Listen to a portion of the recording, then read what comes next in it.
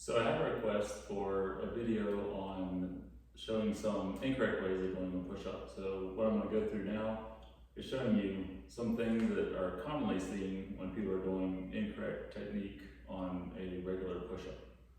So you can watch the video that I did on how to correctly do a push-up if you want to see that. But this will go over a few things that we see. So the first thing is going to be hand position. So we want to make sure that we're stacked over the wrist. What we see a lot of times is that we're too far back. We're not stacked over top of our wrist. So when we come down to the bottom, our hands are up near our shoulders.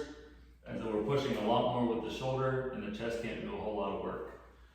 What happens when you're stacked that far away from your wrist is the elbows will also normally kick out to the side, so they're not on that 45-degree angle as we come down.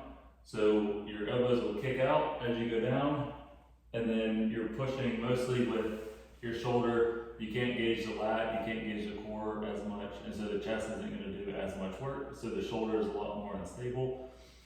The other thing that we commonly see is that our body positioning, if we have the hands right, everything's locked in, and we're coming down to that mid-chest position, elbows are on that 45, pressing up, is that the hip drops as we're coming down. So our hips might touch, but our chest stays higher off the floor, and that doesn't allow our core to engage. So we want to make sure that we're pulling the belly button to the spine, keeping the core nice and locked in. So no matter whether you're on your knees or your toes, as you come down to the bottom, the body positioning stays straight, and you have a good strong drive coming up, keeping everything nice and engaged, and you're keeping that chin in that neutral position, so you're not looking up as you come down into your push-up and pushing out of that position.